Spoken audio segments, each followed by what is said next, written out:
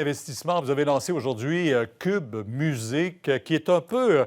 ce midi, vous n'avez pas beaucoup aimé mon expression de Non, non, non, non, non, mais comparaison avec c'est Spotify, connu, donc mais pour les gens, c'est une plateforme d'écoute en continu et vous voulez miser sur le produit québécois. D'abord et avant tout?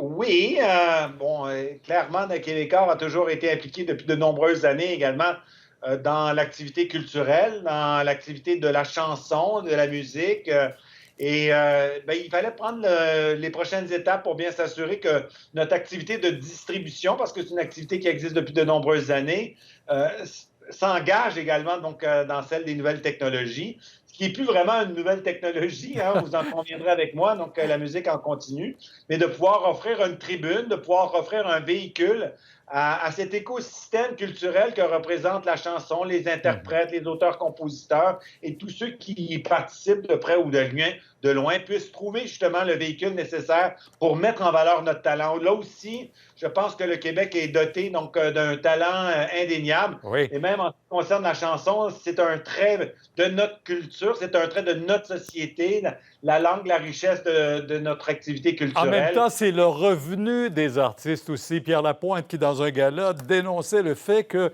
sur ces plateformes-là, trop souvent, il y a peu d'argent qui revient à l'artiste. Est-ce que vous allez...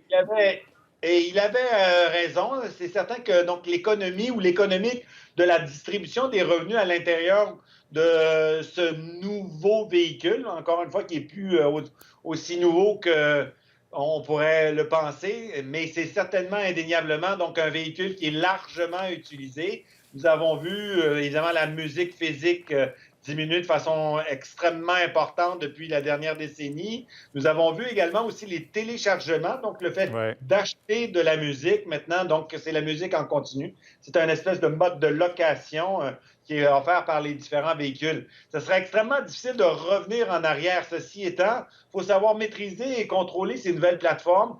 Et justement, l'objectif de Québécois à l'intérieur de l'exploitation de cette nouvelle plateforme, c'est de créer donc les rendez-vous qui vont permettre aux artistes québécois de générer encore plus d'écoute, de mettre en valeur nos artistes, la relève, qui, parce qu'ils vont être encore plus présents, vont générer des revenus additionnels et vont faire en sorte que la part du gâteau va être plus importante à l'intérieur de ce grand écosystème international et mondial qui est la musique. Alors, on prend la plateforme, on la trouve sur les sites, les différents sites. Ça s'appelle le Cube Musique.